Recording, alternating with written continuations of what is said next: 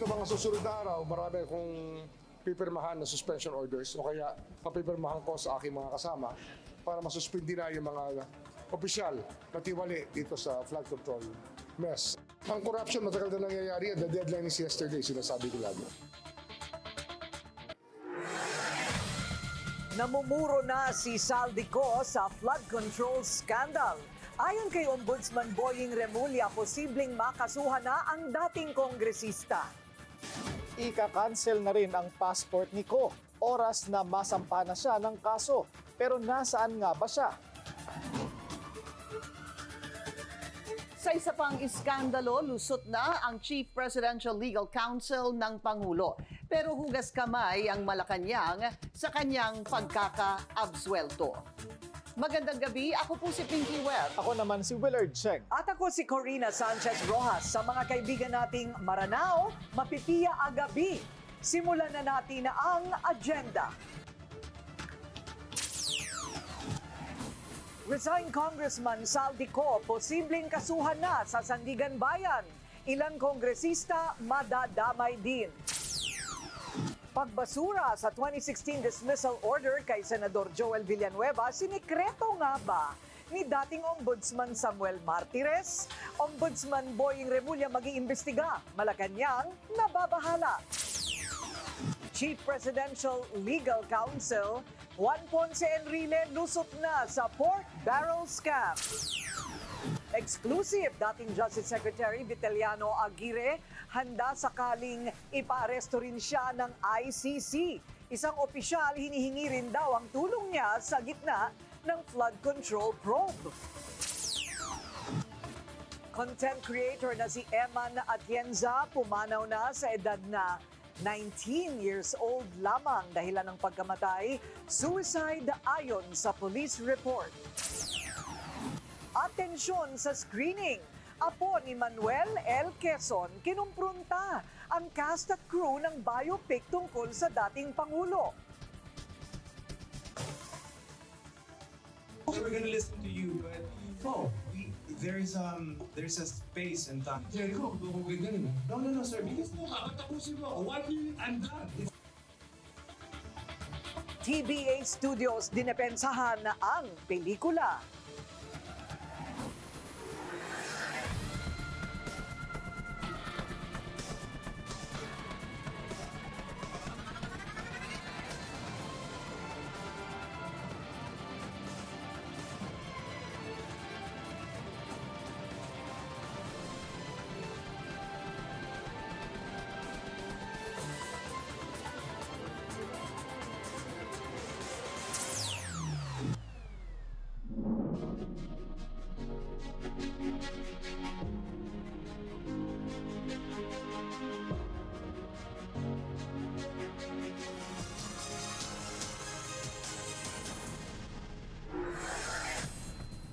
Posible nang masampulan ni Ombudsman Boying Remulla si resigned Ako Bicol Party List Representative Saldico. Ilang kongresista damay na rin daw sa mga unang makakasuhan sa Sandigan Bayan kaugnay ng flood control scandal. Yan ang agenda report ni Hannah T. Namumuro na ang pagsasampa ng kaso laban kay resigned Ako Bicol Party List Representative Saldico. Ayon kay Ombudsman Jesus Crispin Remulla, isa raw si Ko sa mga mambabatas na posibleng ihabla in the next 30 days sa Sandigan Bayan. Malamang kasama. Kasi naalala ko mayroong Mindoro case na kasama. Founder ng SunWest Corporation si Ko at ang kapatid niyang si Christopher Ko. Ito ang construction firm na naiuugnay sa maanumalyang flood control project sa Nauhan Oriental, Mindoro na hindi bababa sa 200 million pesos. Wala pang official information sa kung nasaan ngayon si Ko, pero sa huling record ng US Customs, dumating siya sa New York nitong Agosto at umalis doon mid-September. May isang report din na bound siya for Spain nitong Setyembre matapos umalis sa Singapore via Dubai. Ika-cancel ang passport ni Ko sa oras na masampahan na nga siya ng kaso. Masususpinde na rin ang ilang government officials, kabilang ang ilang taga-DPWH. Ito mga susunod na araw, marami akong pipirmahan na suspension orders o kaya papipirmahan ko sa aking mga kasama para masuspindi na yung mga opisyal na tiwali dito sa flood control mess. Sa Lunes, nakatakdang sampahan na ng kaso sa Regional Trial Court ang mga sangkot sa 5 ghost flood control projects sa Bulacan. Kabilang sa mga lumitaw na sangkot doon ay sina dating DPWH engineers Henry Alcantara at Bryce Hernandez. Na-deputize na raw kasi ang Department of Justice para makapagsampa na ng kaso sa RTC dahil kumpleto naman ang mga ebidensya sa naging Senate Blue Ribbon Committee hearings nitong mga nakaraang linggo. Assurance ni Remulla, hindi aabot ng 2 to 3 years ang investigasyon sa flood control mess. Ang common timeline sa Pilipinas pagdating sa pag-usad ng pagsasampa ng kaso. Ang corruption matagal na nangyayari and the deadline is yesterday, sinasabi ko lagi. Nang tanungin kung may magpapasko ba sa kulungan, ayaw daw niyang humiling ng masama para sa iba, pero sisikapin nilang magpakulong ng dapat ikulong. Sa ngayon, nakikipag-ugnayan pa rin sila sa mga naging whistleblower gaya ni Hernandez.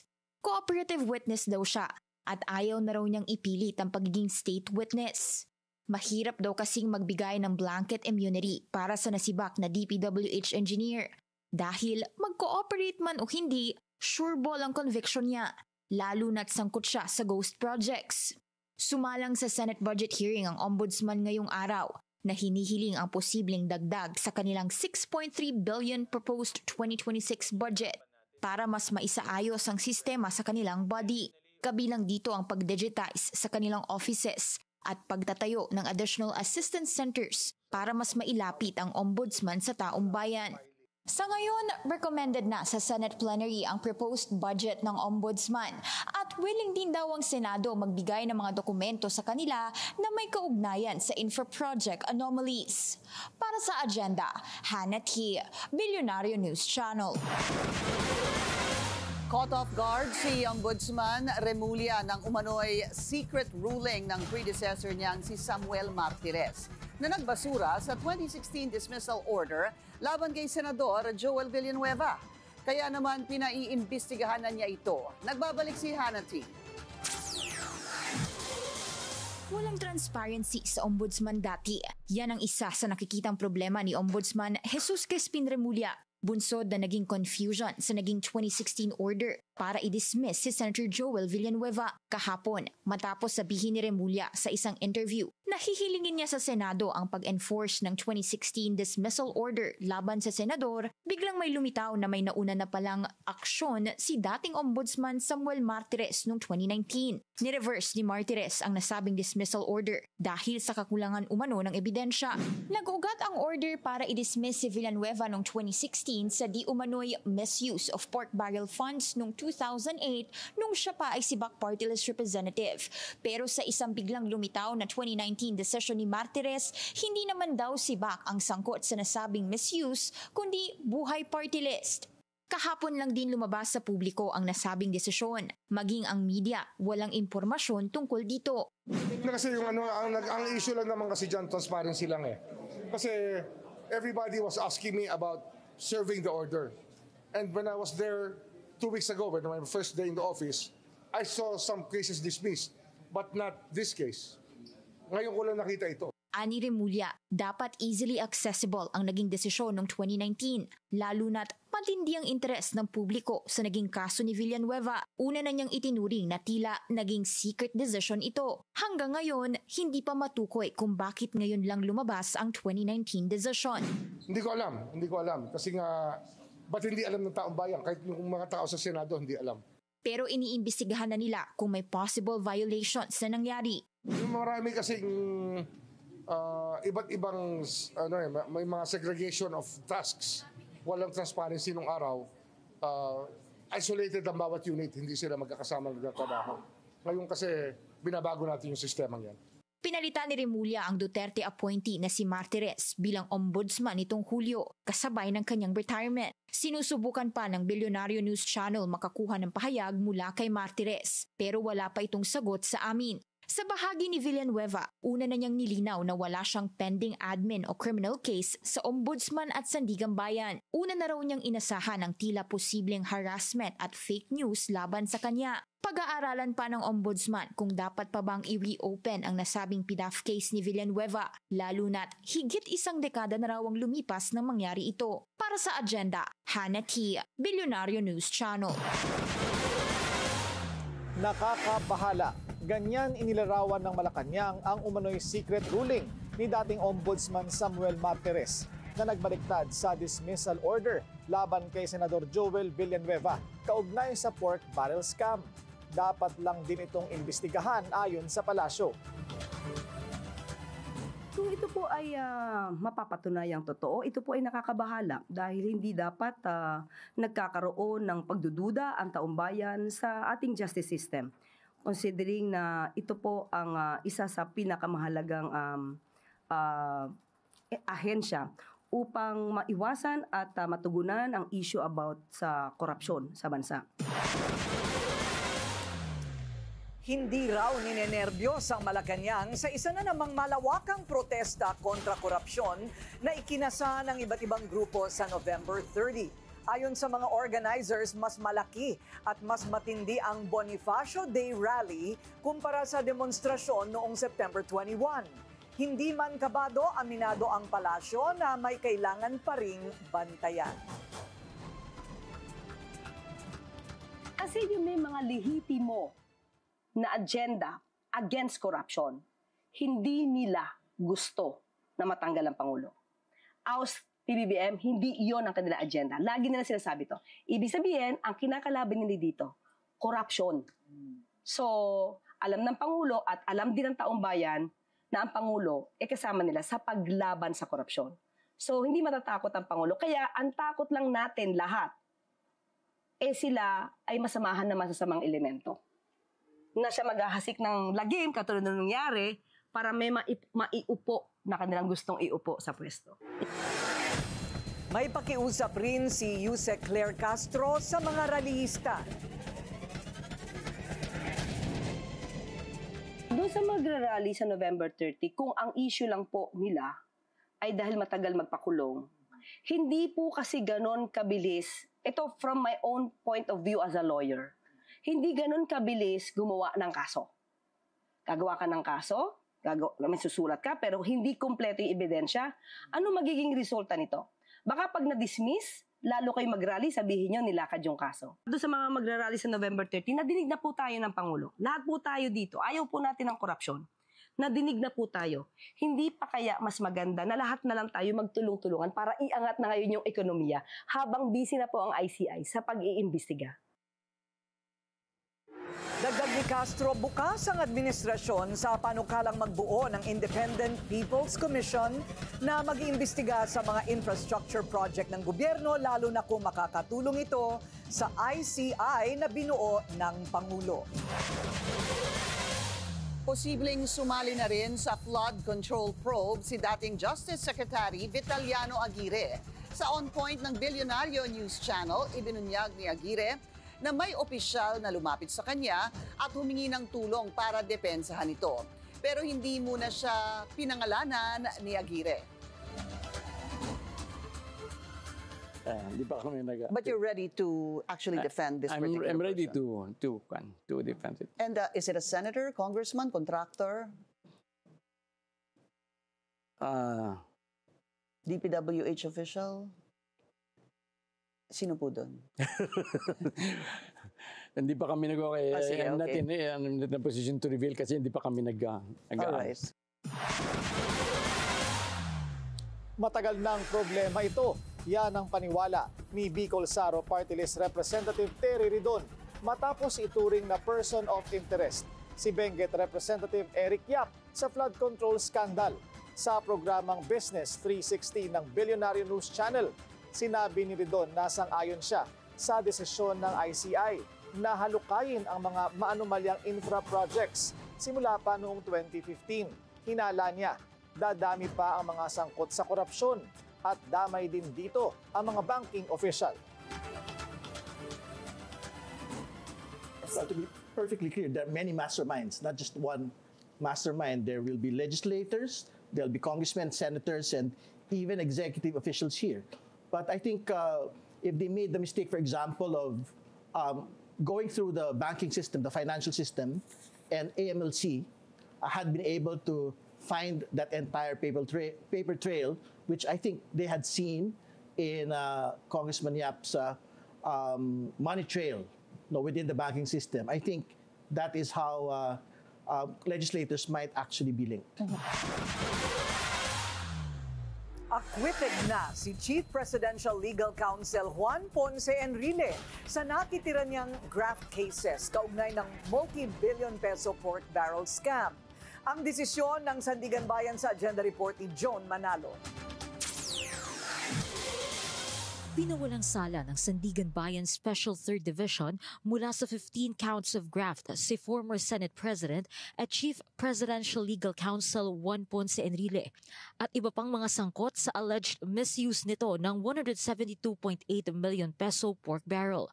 Kabilang sa mga naabsuelto ang dating Chief of Staff ni Enrile na si Gigi Reyes at ang businesswoman na si Janet Napoles. Ayon sa Sandigan Bayan, hindi napatunayan ng prosekusyon na guilty beyond reasonable doubt ang mga akusado. Sa 193-page decision ng Anti-Graft Court na sinulat ni Sandigan Bayan Special 3rd Division Chairperson Ronald Moreno, nakasaad din na walang civil liability o kahit anong multang babayaran sina Reyes, Enrile at ang former Deputy Chief of Staff nitong si Jose Antonio Evangelista na napawalang sala rin sa 15 counts of graft. Bilang resulta na naging desisyon, binawi na lahat ng whole departure order sa mga akusado. Dumalo si Enrile sa promulgation online mula sa ospital kung saan siya nakaratay. Online din na naging presensya ni Napoles mula naman sa Correctional Institute for Women sa Mandaluyong. In person namang dumalo si Reyes sa promulgation ngayong umaga kung saan napayakap siya sa kanyang kapatid nang maanunsyo ang kanyang acquittal. At nang tinanong kung ano ang kanyang naramdaman, Wala na, ma'am. Salamat. Para sa Agenda, Joan Manalo, Billionario News Channel. At ngayong lusot na si Chief Presidential Legal Counsel Juan Ponce Enrile sa pork barrel scam, may mensahe ang Malacanang sa mga kritiko. Respetuhin ang desisyon ng korte. Narito ang agenda report ni Ivy Reyes.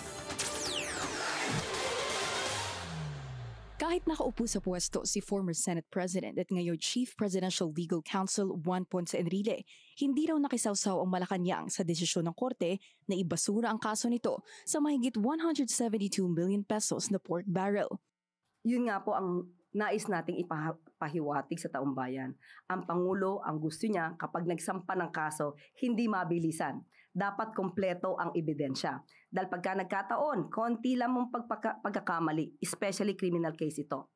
Any doubt, at kapag hindi po naakusahan o nagkaroon ng judgment beyond reasonable doubt, talaga pong magkakaroon ng acquittal.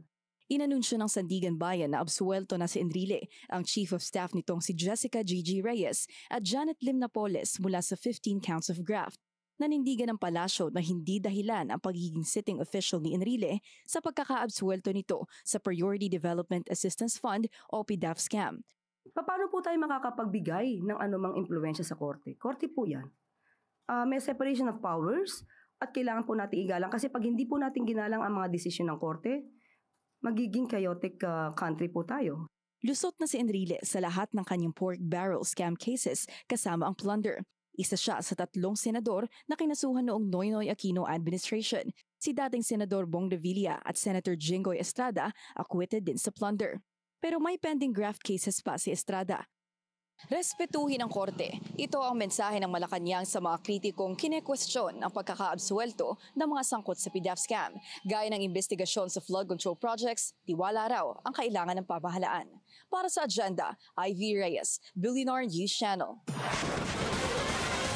Sa hiwalay na kaso, convicted naman si Janet Lim Napoles for graft and malversation. Kaugnay naman ito sa alleged misuse ng pork barrel ni dating Senador Gringo Honasan noong 2009 hanggang 2010. 12 to 17 years ang in jail ang hatol kay Napoles dito. Hindi naman kasama si Honasan sa mga nakasuhan. Inilabas ngayong araw ni Senador Kiko Pangilinan at ML Party List Representative Laila De Lima ang kanilang statements of assets, liabilities, and net worth o SALN. Higit 26 million pesos ang net worth ni Pangilinan. 10.78 million pesos naman ang net worth ni De Lima. Walang liabilities at walang kamag-anak sa gobyerno, sina Pangilinan at De Lima.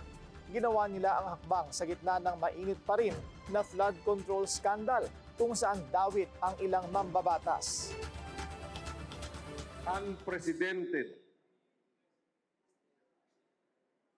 The largest corruption scandal in the history of the Republic.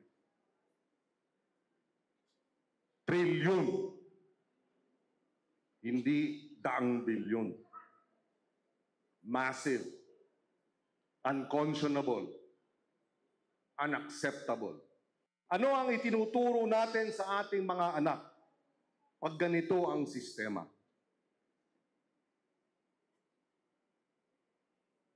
Na ang nagkasalang na sa pwesto, hindi mapaparusahan. Na ang katarungan, may kinikilingan. Kinikilingan ang mayaman, ang abusado, ang magnanakaw. Samantala, harap-harapan ng pagnanakaw, pinopost pa sa social media ang bunga ng pandarambong.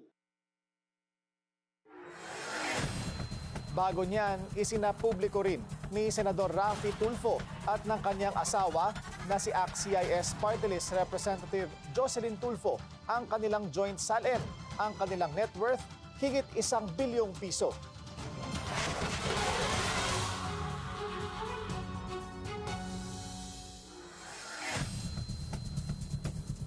Tuloy ang pre-trial ni FPRRD sa ICC matapos tablahin ng korte ang hamon sa jurisdiction na inihain ng kampo ng dating Pangulo. Habang gumugulong ang kaso, handa daw si dating Justice Secretary Vitaliano Aguirre sakaling ipaaresto na rin siya. Narito ang agenda report ni Joash Malimban.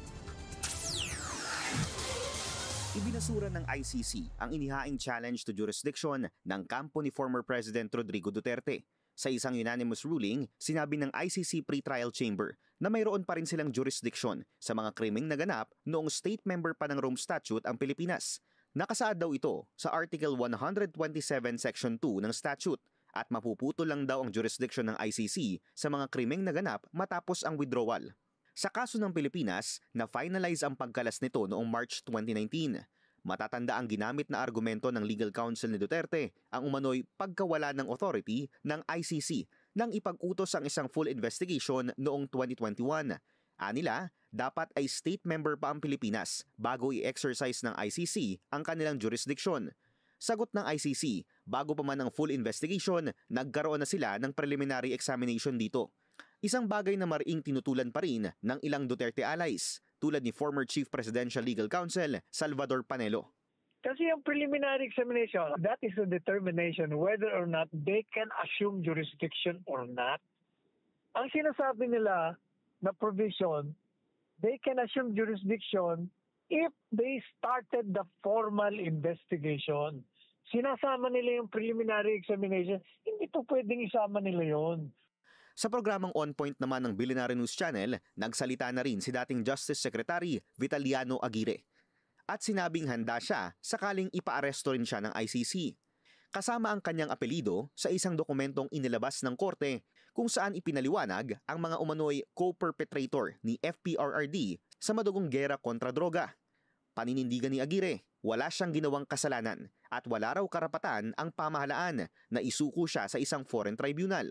I've never been afraid of this. As a matter of fact, if they are going to arrest me, charge me, send me to The Hague, perhaps it would be good for us, for the president especially, so that baka para may kasama siya doon. I will fight it. Of course, I'm going to resist because I believe that this government, or any government for that matter, has no right to send a Filipino citizen to be tried by a foreign tribunal. Sa kasalukuyan, competency na lang daw ng dating Pangulo ang natitirang major issue para ituloy ang confirmation of charges hearing. Ayon kay ICC Assistant to Counsel Attorney Cristina Conti, hindi pa nagkakasundo ang mga hukom kung kailan tatapusin ang indefinite adjournment ng pre-trial chamber. Pero aniya, umaasa ang pamilya ng mga biktima na mabibigyan ito ng desisyon bago matapos ang taon.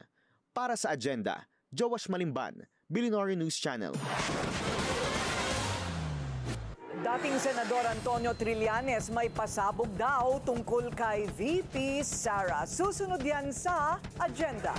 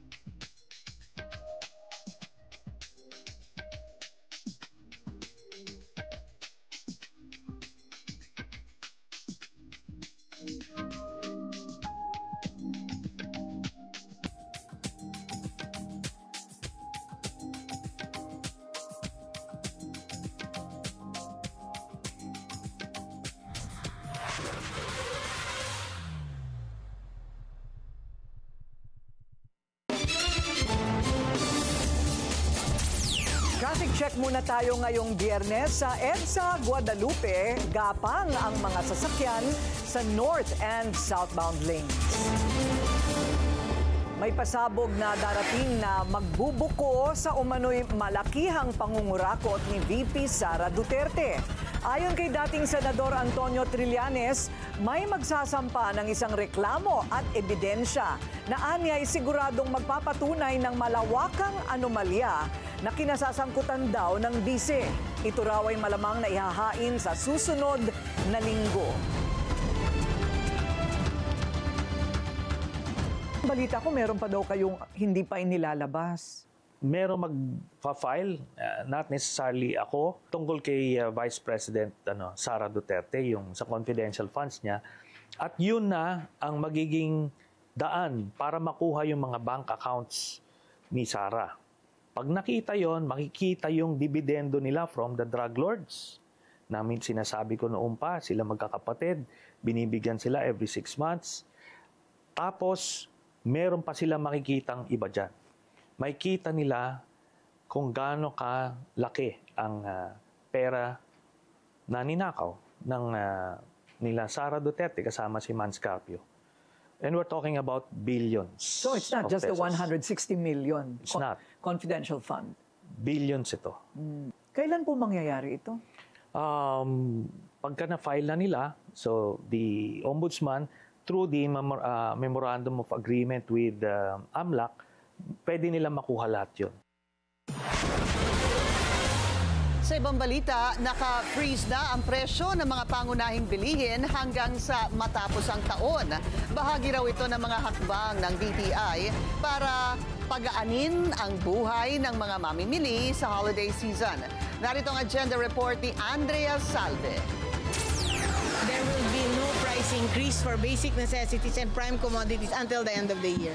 Yan ang pangako ni Trade Secretary Cristina Roque ngayong papalapit na ang holiday season. Lahat nagko-cooperate to give the consumers the price that they deserve. So magandang to kasi everybody's working together to be able to give the best prices for the consumer. Muling nagbabala ang DTI laban sa overpricing at price manipulation, lalo't sa susunod na linggo ay undas na. Paalala nila sa publiko, bukas ang kanilang hotline at online platforms para sa mga nais magreklamo. Accessible naman daw sa kanilang social media at website ang listahan ng suggested retail prices para sa pangunahing binibili tuwing undas. Kaninang umaga, inikot ng kalihim at ng iba pang opisyal ng DTI ang dangwa at isang supermarket sa tapat ng Manila North Cemetery sa Sampaloc, Manila. Wala pa raw silang standard price points para sa mga bulaklak, pero we are telling them that it's best for them to retain their prices para at least the consumers will not have a difficult time paying for prices for overpriced flowers. ang kasalukuyang bentahan ng kandila at bottled water pasok din sa SRP ng ahensya. Ayon kay Roque, ang ilan sa mga ito ay mas mababa kesa sa kanilang SRP. Kung meron mang pagtaas sa presyo, pagtitiyak ni Assistant Secretary Regino Malyari Jr., minimal lang ito kaya walang dapat ipag-alala ang mga mamimili. Para sa agenda, Andrea Salve, Billionaire News Channel. Puspusan na ang paghahanda ng mga otoridad para sa inaasahang exodus sa Undas. Sa Davao City, may guidelines na rin para sa mga bibisita sa sementeryo. Ang detalye sa agenda report ni Edith Isidro ng Abante.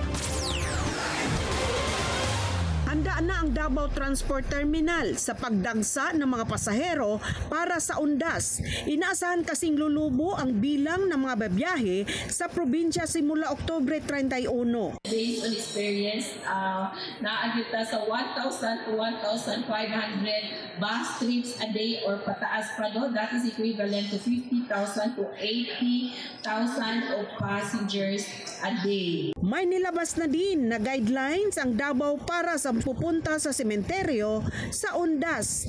Ang public cemetery ay bukas mula alas 6 ng umaga hanggang alas 8 ng gabi, simula Oktubre 30 hanggang Nobyembre 3. Ipatutupad ang CLYGO o Clean As You Go sa mga dadalaw sa mga puntod ng yumaong mahal sa buhay.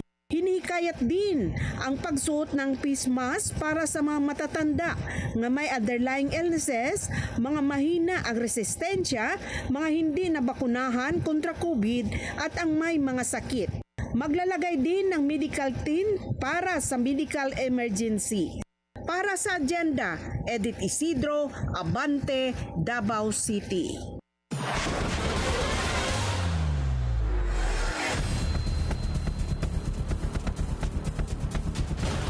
Nagulantang ang online world sa biglaang pagpanaw ng 19-year-old content creator na si Eman Atienza. Nitong linggo lang kasi nag-post pa ito ng life update kasama ang mga kaibigan. Ayon sa police report, suicide ang dahilan ng pagkamatay. Ang detalye sa agenda report ni Hannah T. Unexpected ang pagkamatay ng anak ng TV host na si Kim Atienza at the age of 19. Nasawi si Eman Atienza sa kanilang tahanan sa Los Angeles noong October 22. Ayon sa LA County Medical Examiner, ang manner of death ay suicide.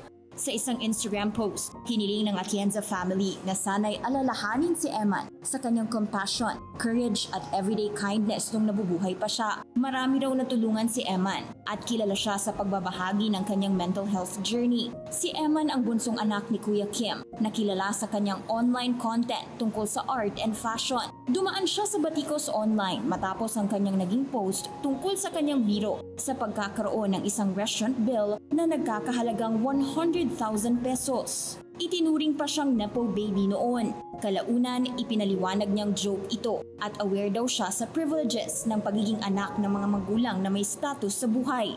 Birthday daw noon ng kanyang kaibigan at treat iyon ng isang agency sa kanila. Nung siya naman ay 16, madalas naging laman ng comment section ang tila pagsaway sa kanya ng netizens dahil sa ilang revealing photos nito online, lalo na't anak siya ni Kuya Kim. Pero naging unbothered si Eman. Bunsod ng nepo baby issue, nag-deactivate si Eman ng social media account dahil sa pressure. Just 3 days ago, meron pa itong inilabas na life update sa TikTok. Nakita ang bonding niya with friends. Ilang mga artista ang nakiramay sa Atienza family, kabilang ang fashion icon na si Heart Evangelista, Billy Crawford, Marian Rivera at Ann Curtis na anyay heartbroken din sa nangyari. Para sa agenda, Hannah T, Billionaire News Channel.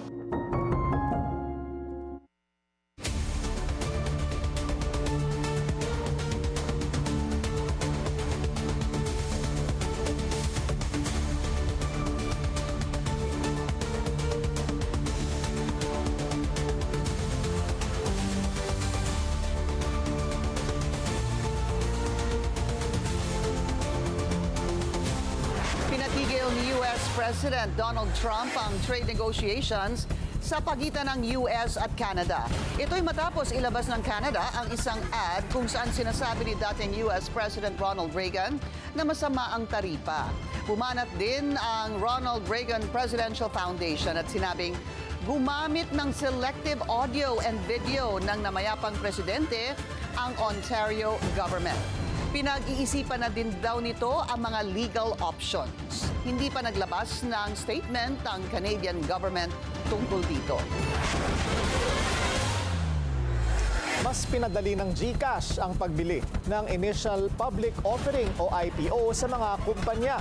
Sa Follow the Money ng Billionaire News Channel, sinabi ni John Garcia, Head ng Market Education for Wealth Management ng GCash, na maaaring bumili ng IPO sa mga Pilipino sa pamamagitan lamang ng G-Stocks na nakapaloob sa kanilang app. The new IPO feature that we have provides a seamless online experience for our clients. So from subscription to settlement, all the way to allocation, done within one app with just a few taps. Exactly 4 taps. And what I like to share with you about how we'll do our allocations, very different. Because unlike in other brokers, the investor would have to wait to the end of the offer period for them to get the confirmation of how many shares they're allocated. Here at our G-Stocks platform, the allocation is done on a first-come, first-served basis. So provided that shares are still available from our broker allocation, our broker partner is AB Capital, the moment a client subscribes and confirms their subscription, and the moment also that we determine it's funded, they get the allocation almost instantly after. So they don't have to wait for the end of the offer period. Kabilang sa mga IPO na pwedeng bilhin ang sa Maynilad na nagkakahalaga ng 15 pesos kada share. Tatagal ang offer period nito hanggang October 29 na posibleng makalikom ng higit 34 billion pesos. Well, yeah, the Maynilad IPO is, I would say, in recent years, probably we haven't seen a major utility company that listed at the PSE. Well, we've seen utility companies like renewables that have listed, but the difference between a traditional utility company is that the cash flows and the revenues have been established. And you know, considering that the market that we're in right now, investors are looking for something more stable. And what I'm saying here is an investment in equities that would give them regular dividend yields to sort of cushion their portfolio against market volatility. And Maynilad, through its robust dividend policy and the dividend yield that comes with its IPO price, gives a good proposition for our investors. Hindi lang para sa pag-unlad ng ekonomiya, kung hindi para rin sa kalikasan. Yan ang paliwanag ng gobyerno sa planong pagtatayo ng electric vehicle manufacturing plant dito sa bansa. Narito ang agenda report ng ating mobility correspondent, G. Baroga. Ito kaya ang isang electric vehicle manufacturing plant sa Pilipinas? Yan ang big vision ngayon ni Secretary Frederick Go para sa local electric vehicle sector na sinabi niya sa opening ng 3-day Philippine EV Summit sa Pasay City. Ayon sa kanya, nakakamit na ang primary goal ng gobyerno, ang pag-convert ng mga Pinoy mula sa traditional vehicle patungo sa sustainable mobility at makatulong hindi lamang sa environment, pati na rin sa Philippine economy. At ngayong palaki na ng palaki ang EV industry sa bansa, may bagong plano ang kanyang opisina. So now the important part for us is the next part, which is to try to get electric vehicle manufacturing in the Philippines so that we are able to provide a lot of jobs and investments in our country that will have a multiplier effect to the economy. When BNC Mobility asked for specific details, no comment muna ang kalihim at mas mabuting hintayin na lamang daw ang realization ito. Pero dagdag pang good news, nagbubuo ngayon ang kanyang opisina ng incentives program na para lamang sa EV sector at mga stakeholder nito. Wala pa mang final details, maihahalin tulad daw ito sa existing programs na CARS o Comprehensive Automotive Resurgence Strategy at RACE o Revitalizing the Automotive Industry for Competitiveness Enhancement. Pareho nitong layunin na suportahan ang auto sector through investments and incentives. Nananatili namang hamon ang charging infrastructure sa bansa. Ayon kay Electric Vehicle Association of the Philippines President Edmund Araga, higit 7,000 EV charging stations o EVCS nationwide ang target sa 2028 at higit 20,000 naman by 2040. It is just logical that as the number of EVs consistently jump every year, the figure for EVCS must match that spike so as to convince more Filipinos to switch to EV and realize the economic and environmental benefits of turning to electric mobility. Sa 13th EV Summit, umapela rin siya sa ilang mga ahensya ng gobyerno para masustain ang EV roadmap at ang buong industriya. We are calling the attention of Department of Finance under BOC or Bureau of Customs to be fair with the industry in paralleling the same treatment as what they provide with the ICE associations in fast-tracking the process in importation, particularly import assessment system. At least 2.5 billion ang EV volume target ng EVAP by 2040 at kumpiyansa sila na easily achievable ito dahil na rin sa record-breaking data every year. At sa EV Summit ngayon hanggang Sabado, October 25, the goal is to make mobility more efficient, more environment-friendly, and more sophisticated. Para sa Agenda, G. Baroga, Billionaire News Channel. Bida muli ang Filipino artistry sa taunang National Arts and Crafts Fair. May apela naman ng isang senador sa mga mamimili. Alamin yan sa Agenda Report ni Dexter Ganibe ng Abante. Huwag nang tawaran pa. Yan ang panawagan ni Senator Loren Legarda sa kanyang pagdalo sa pagbubukas ng National Arts and Crafts Fair sa isang mall sa Mandaluyong City. Ang mga produktoan niya ng mga indigenous peoples at local entrepreneur ay hindi naman katulad ng mga kontrobersyal na flood control projects na overpriced. I have to appeal. Huwag po tayong tumawad. Kasi po, oo, when I say huwag tumawad, let's not ask for a discount. Let's not ask for a discount with the hands that toil, with the brilliance and talent of the Filipino. Because I assure you, they are not overpriced. Like what's happening now in some government investigations.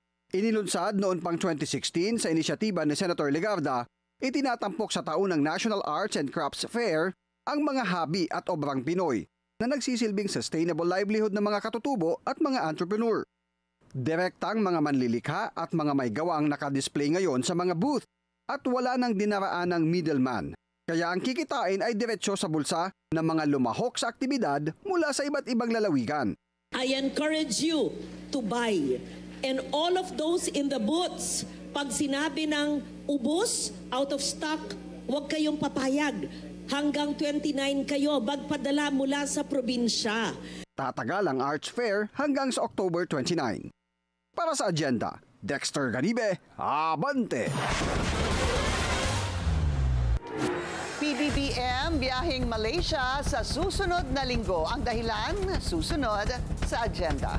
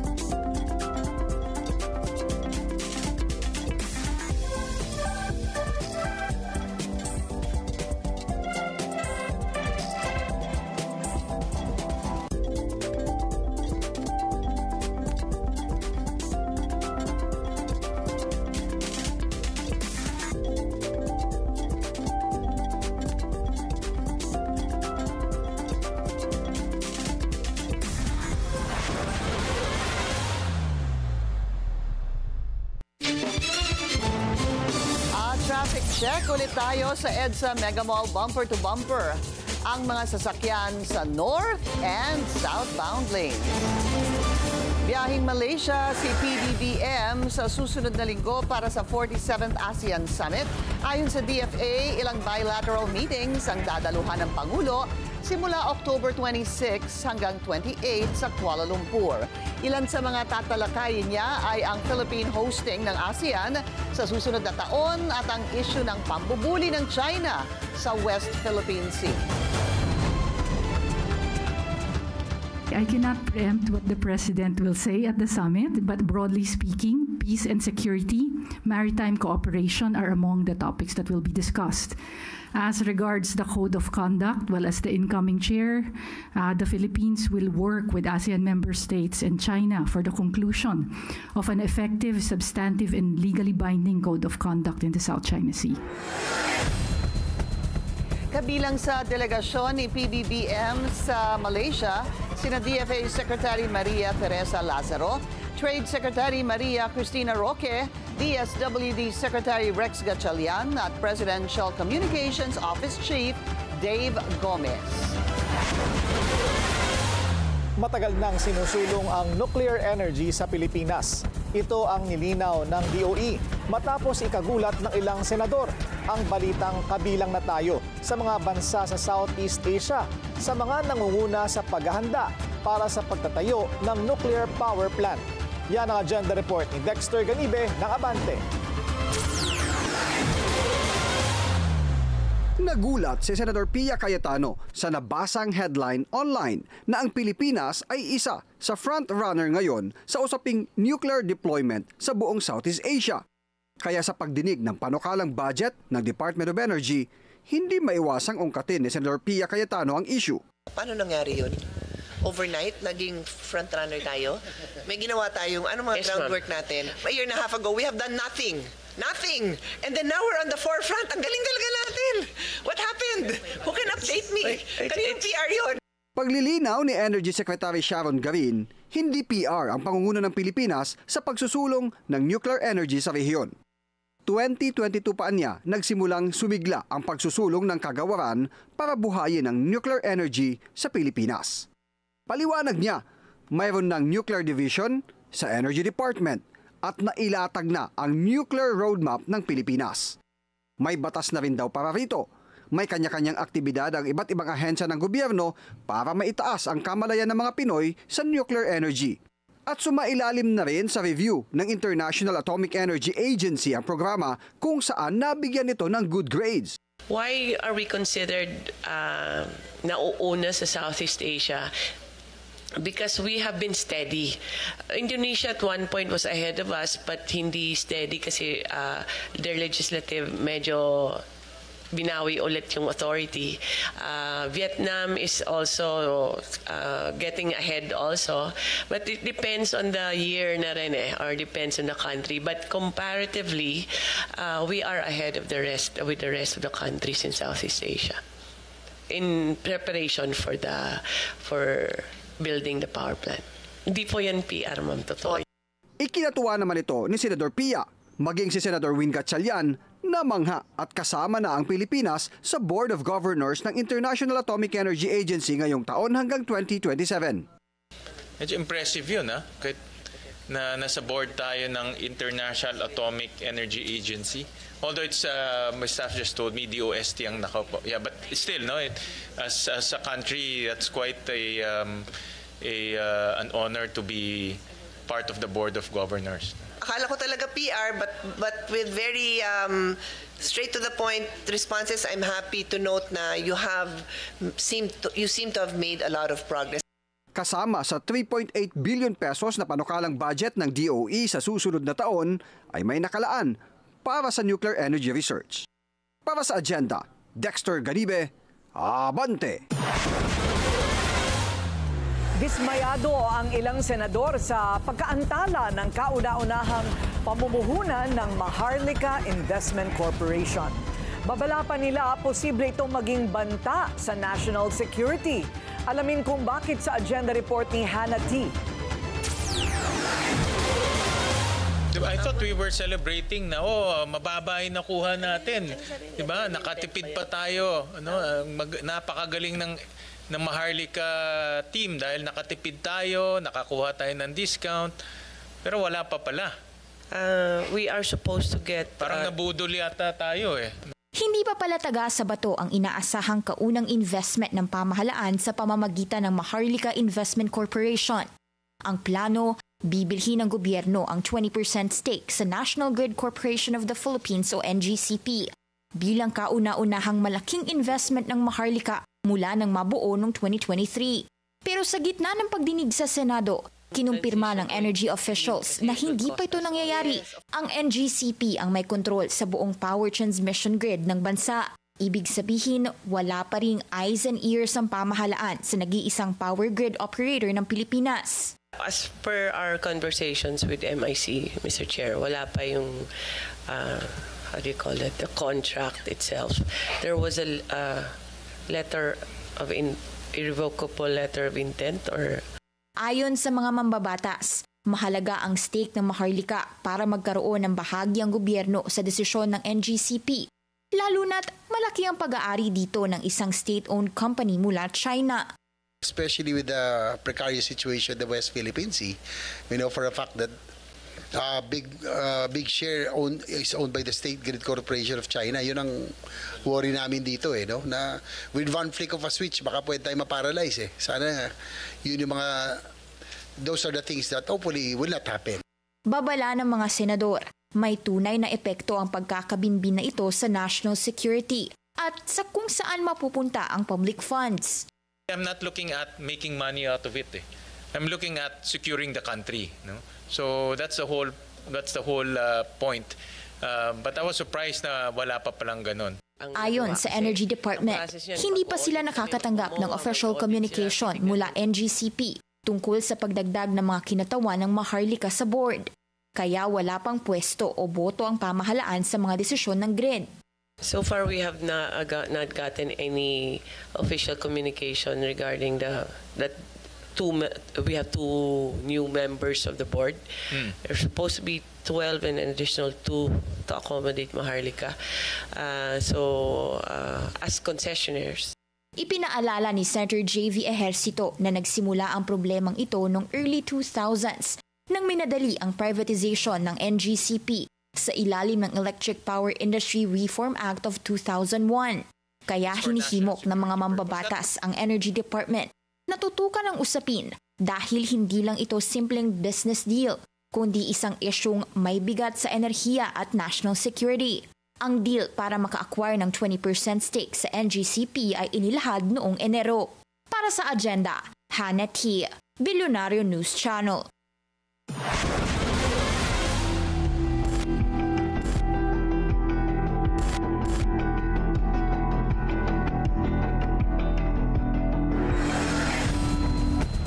Handa na ang hatol ng National Police Commission o NAPOLCOM para sa mga pulis na dawit sa kaso ng mga nawawalang sabungero. Ayon kay NAPOLCOM Vice Chairperson and Executive Officer Rafael Calinisan, natapos na nila ang investigasyon sa loob ng 60 araw. Pero napagdesisyon na nilang hindi muna ilabas ang resulta hanggat wala pang resolusyon ang DOJ sa kaso. Noong Hunyo, hinakusahan ng whistleblower na si Dondon Patidongan si bilyonaryo gaming boss Charlie Atong Ang na nangontrata ng 12 pulis para dukutin at patayin ang mga sabungero dahil sa pandaraya.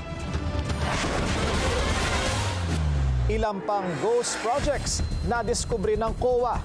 Susunod yan sa agenda.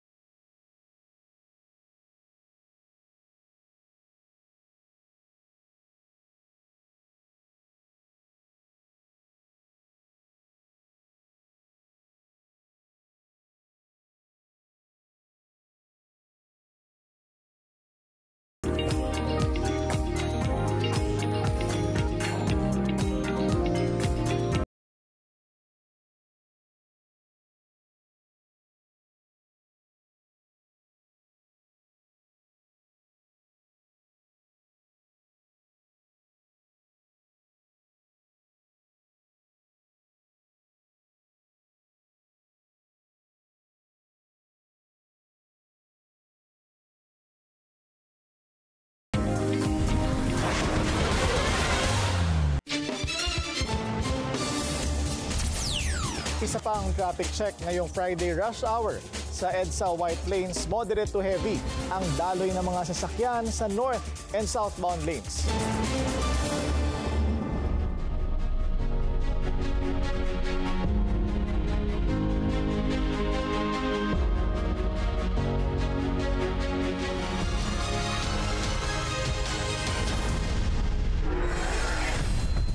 Sinisingil na ng mga aktivista ang ICI dahil hanggang ngayon wala pa rin daw nakakasuhan kaugnay sa flood control scandal.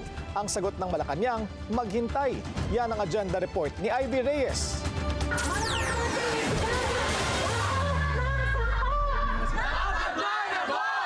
Mauuna pa raw ang Pasko kaysa sa hustisya. Ito ang reklamo ng mga aktivistang sububok pasukin ang opisina ng Independent Commission for Infrastructure o ICI ngayong araw. Higit 2 buwan ang simula ng investigasyon sa flood control scandal ni hindi man lang daw humantong sa kahit isang kaso. Kaya para sa grupong People Search, ang alyansa ng mga disaster survivors, baka may pinagtatakpan ng komisyon. Hindi dapat tinitigil ang pagpapanagot. Gusto natin hanggang kulungan ihatid natin sila. Sa totoo lang, dapat ang nasa pwesto ng mga ganitong investigasyon, taong bayan eh. Dahil alam natin, mas taong bayan ang niloloko. Yung mga nakapwesto ngayon, mananatili lang yan. Ang tugon ng palasyo, huwag masyadong mainit. Nakatakda na raw magsampa ng 15 panibagong kaso ang ICI sa mga susunod na araw. Bukod yan sa mga naunang kasong isinampa ng DPWH at BIR laban sa mga sangkot sa iskandalo. Kaugnay ng kilos protesta kanina, pumalag ang palasyo sa mga kritisismong mas mabilis mang aresto ang pulis kapag mga kabataan ang involved, pero mabagal ang mga ito sa mga kurakot. Kung sila ay gumagawa ng krimen o may basihan na sila gumawa ng krimen, maaari po silang maaresto. Hindi po lisensya ang pagiging kabataan para po gumawa ng isang krimen at sasabihin na huwag niyo kaming hulihin dahil kami ay parte ng kabataan. Isang buwan matapos ang malawakang protesta noong September 21, hinaina ng sabi ng chairman ng UP Diliman University Student Council na si Joaquin Buenaflor dahil sa pag-oorganisa ng protesta. Nagwawaran po ba yung gantong pag-organize ng protests for them to be issued the subpoena? Unang-una, ang pagbibigay po ng subpoena hindi naman po ibig sabihin na yung taong pinapatawag ay may kasalanan. Mariing kinundina ng mga progresibong grupo gaya ng Bayan at Kabataan Party List ang anilay intimidation ng Estado sa mga aktivista. Hayaan na lang daw dati ng ICI at ang mga government agency na nakatutok sa flood control scandal na mag-imbestiga. Tinutugan na naman daw ng Marcos Jr. administration ang tawag laban sa korupsyon, kaya't hindi dapat mainip ang mga Pilipino. Para sa agenda, Ivy Reyes, Billionaire News Channel. Kulang daw ang espasyo sa New Quezon City Jail para sa mga mahahatulan sa flood control scandal. Kung pagbabasihan daw kasi ang nabistong ghost projects, baka ito'y umabot sa libo-libo. Ang detalye sa agenda report ni Andrea Salve.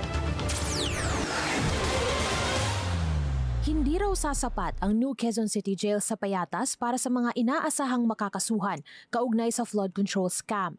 Ito ay kung pagbabasehan ang naunang nadiskubre ng Public Works Department na 421 ghost projects mula sa 8,000 na kanilang sinuri.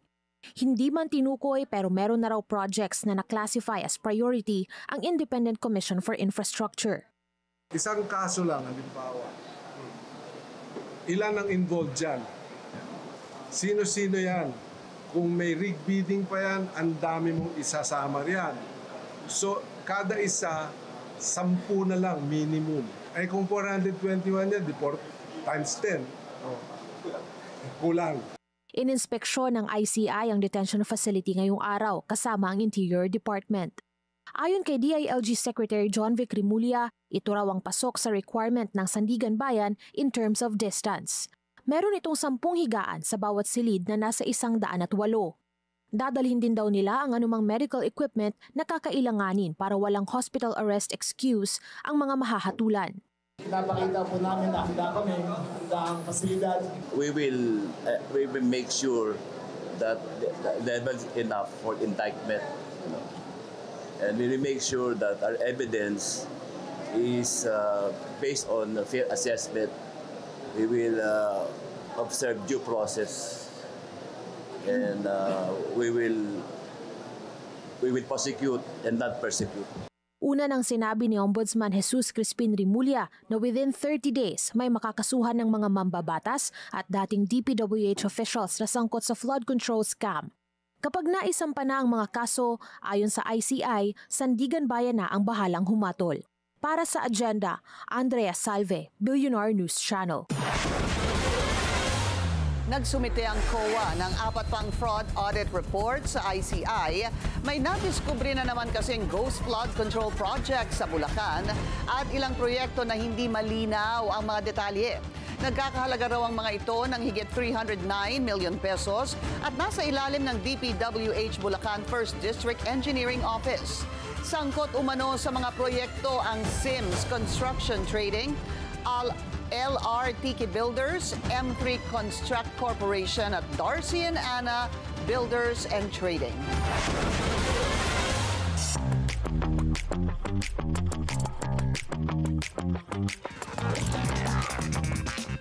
Congratulations are in order para kay new mom Lovie Poe. Sa IG Reel, inanunsyo ng aktres na she has given birth to a baby girl. Kita si Lovie na pasa ng kanyang anak habang tila pinapatulog ito. Anya sa caption, "The moment I met you, instinct took over. Welcome to the world, my love." September nang in-announce ni Lovie ang kanyang pagbubuntis. Kamakailan lang, sinelebrate din nila ang asawa niya si Monty Belco ang kanilang second wedding anniversary.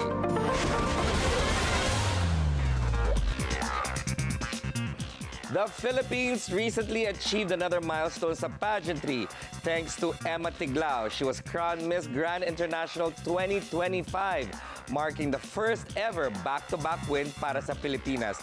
And she joins us now via Zoom from Bangkok, Thailand. Emma, welcome to Agenda and congratulations! Grand evening. Thank you so much. Maraming salamat po. It's nice to see you again, but now virtually. And nice to see that you have a new crown. Anong feeling na mayroon ka ng bagong title? Oh, I feel so grateful, so blessed, and I just want to thank all the Filipino people, because of your support, your love, and your prayers, we achieved this. We made history. Na-pressure ka ba na makuha yung back-to-back win for the country?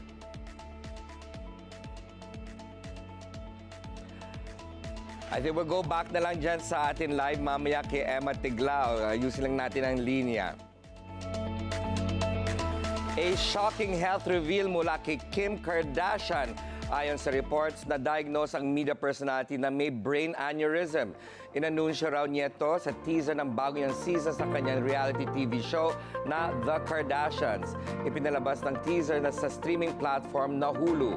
Hindi pa daw malinaw kung may symptoms o wala si Kim. Hinatulang guilty of committing acts of lasciviousness ang actor na si Archie Alemania. Kasunod yan sa isinampang kaso ng aktres na si Rita Daniela. Ayon sa 21-page decision ng Bacoor Municipal Trial Court, tila inamin daw ni Alemania ang kanyang kasalanan dahil sa sinend nitong apology text kay Daniela. The actress filed a complaint against Alemania matapos umano siya paulit-ulit na hinawakan at hinalikan without permission. Alemania was sentenced up to 1 year of jail time at 20,000 pesos per indemnity and moral damage.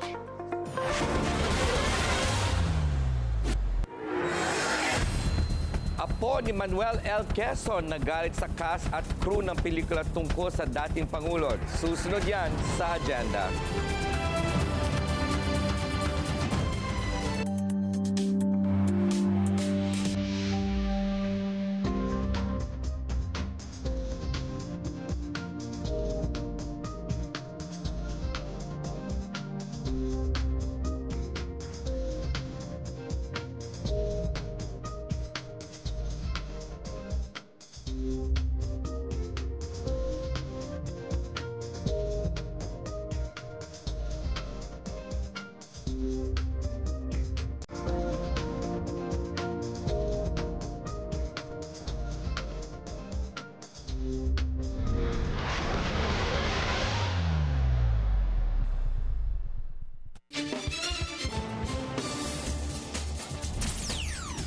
Traffic check ulit tayo sa Elliptical Road sa Quezon City. Moderate ang daloy ng mga sasakyan papasok ng Commonwealth Avenue. Light naman ang kabilang lane.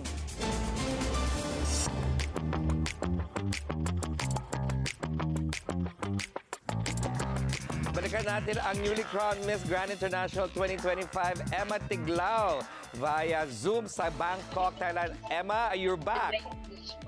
I'm back to back. You're back to back. Ayan ang bagong hashtag. Emma Tiglao, back to back. Na-pressure ka ba nung alam mo na dapat may back to back tayong wins para sa Pilipinas? Like what I've said in the interview before, no, sabi ko, the pressure is there, pero siguro the passion that I have in my heart is higher than the pressure.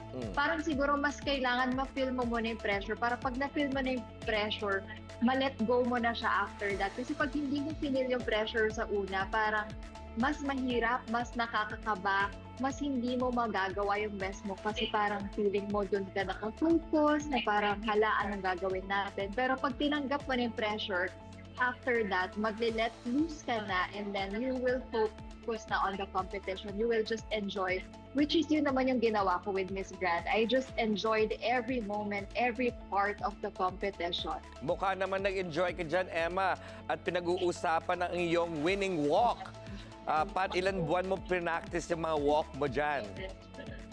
Sa totoo lang po, hindi naman siya buwan kasi even ang pagsali ko sa Miss Grand Philippines, medyo biglaan din kasi a few days before, doon pa lang din talaga nag-adjust ng age etong si Papa Nawat, no? Kaya nung nag-adjust, sabi ko, okay, if not now, kailan pa? So let's join.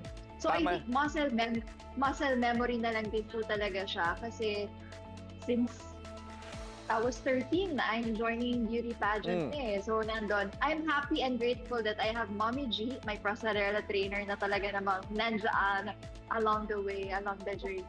Of course, nung nasa The Daily Dish ka bago ka patungong Thailand, excited kami para sa'yo. At syempre, meron na kaming history ngayon. Lahat ng beauty queen na nagdadaan sa The Daily Dish nananalo. And syempre, ikaw yung una namin beauty queen. Thank you so much. I think it's because also with your support and all the Filipinos kasi grabe ang bayanihan na natanggap natin, no? With the reaction sa voting pa lang, that's why we won also the country's Power of the Year. Ibang klaseng bayanihan. Kung iisipin mo nga, ang dami nang nangyayari sa Pinas with the government, with the earthquake, di ba, with the typhoon. Pero eto pa rin, nagkaisa yung mga Pilipino para ilaban natin itong back-to-back victory. And we fought, we won. Tama yan, Emma. Binigyan mo kami ng napakasayang news. Ano na mga activities mo dyan since winning last week? After I won, the day after that, I visited or one of the guests po tayo for Bangkok International Fashion Week. And then after that, we flew sa Chiang Mai to crown the Miss Grand Lampang, one of the provinces in Thailand. There will be like 77 provinces that will join Miss Grand Thailand. So isa pa lang yun sa mga napuntahan natin. We don't know yet kung ano pang meron, pero ang alam ko dahil Miss Grand Organization din ang mag-produce or ang sa production ng Miss Universe, so we're gonna be there also sa some events ng Miss Universe. So andyan ka pa hanggang November, medyo matagal-tagal pa, Emma. Yes, nami-miss ko na nga din talaga yung Pinas, pero ang sabi nga natin sa Miss Grand, we're ready to work. Wow, we're very proud of you. At kailan ka dapat uuwi? Excited na mga Pilipinong ma-welcome ka dito sa Pilipinas. Yes, supposed to be ang grand homecoming ay before Miss Universe. Pero nga, dahil busy na and ang dami pa rin nangyayari sa Pinas, parang mas gusto muna natin na huminga muna, bumangon muna. Ang daming nangyari, di ba? Parang kailan lang din yung earthquake and typhoon.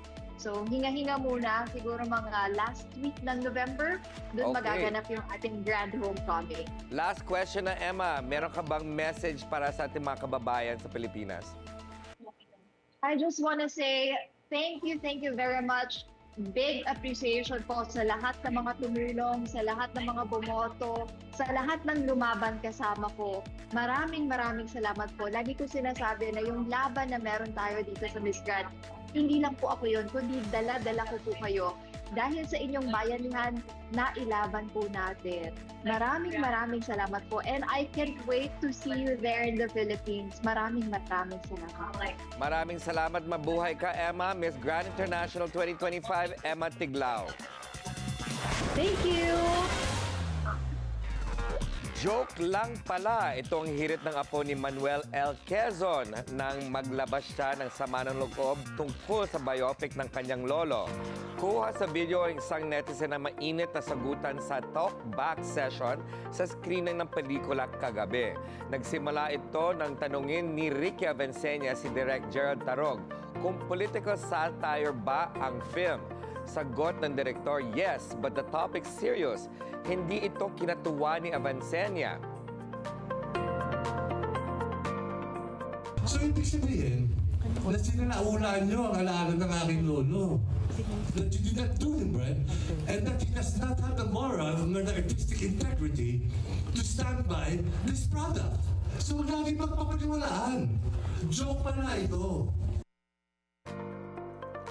Bigla naman nagsalita ang actor na si Jericho Rosales na siyang gumanap bilang Quezon. With all due respect, sir, I understand the feelings, but this is a Q&A for everyone. Okay. We're gonna listen to you, but there's a space and time. Jericho, huwag mo ganyan, ha? No, sir, because... Upo ka, patapusin mo ako. 1 minute, I'm done. Naglabas naman ng statement ang TBA Studios hinggil sa tensyon nila. While we respect and understand his sentiments, we wish to reiterate that the film is grounded in verified historical accounts, including President Quezon's own autobiography and other reputable sources. Quezon is the third installment in the Bayaniverse. Mapapanood ito sa over 200 cinemas nationwide. To the highest level na ang ganap ng actress-comedian na si Rufa May Quinto dahil isa na siyang kaabante. Magkakaroon siya ng show sa Abante News Online mula 3rd week ng November. Makakasama niya rito ang anak niya si Athena. Sa contract signing kanina, sinabi ni Rufa May na matagal na siyang reader ng Abante. Fan din daw siya ng sister company nito na Billionaire News Channel at gusto rin niyang maging bahagi nito. That is it from my end. I'm Ferdy Salvador, sitting in for Monique Tuzon. Back to you, Karina, Pinky, and Willard. Iba rin ang energy ni Ferdilionario. Ferdilionario channel. Ayan. Ferdy, thank you very much. So, what do you think about that Quezon Bruhaha? Hindi ko masyado naintindihan what happened. I was actually reading about it. Ano ba nangyari? Hindi ba nga yung parang kaapu-apuhan ni Manuel Quezon, merong sinasabi tungkol sa interpretation in the movie. But then Jericho Rosales and everybody else said that everything was properly researched. Grounded on historical accounts. Yes, oo. Pero merong ibang iniisip si Willard. Ano? Pero feeling ko it was bound to happen eh. Kasi di ba, kapag in any biopic, di ba, meron talagang hindi matutuwa. Kasi kung accurate ng pagkakaportray mo sa isang historical figure, pati yung flaws, syempre dapat kasama. So lalabas, the good and the bad, kumbaga. Hindi naman pwedeng puri. Ang sabi naman ng iba, nakita ko sa mga netizen, sabi na hindi kaya gimmick yan para lalong panoorin? Parang hindi eh. But you know, I watched the version of Raymond Bagatsing and I was so engaged. Ang ganda ng kwento ni Manuel Quezon. Super. So I'm excited to watch the version of Jericho Rosales and I'm sure I'm going to enjoy it. We'll watch that. Papanoorin natin yan. Oo nga. Dapat lang tangkilikin ang gawa ng sariling atin. Tapos si Rufa May is joining Abante. Rufa May! Go, go, go! Nandyan kanina si Rufa May. Nagulat ako. Di ba may ganun pa siya? Go, go, go! Oo nga, tsaka katerno natin siya. Akala ko siya yung babbler. Feeling ko may plano siya sana. Kaya dumating si Ferdy. Ay nako, Ferdy. Agaw eksena ka talaga. 5 na ang show mo dito, right? Okay. Manlibre ka. Okay. Oh, we're waiting for that. And happy Friday, everyone. Happy weekend. It's 62 days to go before Christmas. Yan po ang ating agenda ngayong gabi. Ako po si Pinky Webb. Ako naman si Willard Cheng. At ako si Corina Sanchez Rojas. Sa bawat issue, may anggulo at ang balita may agenda.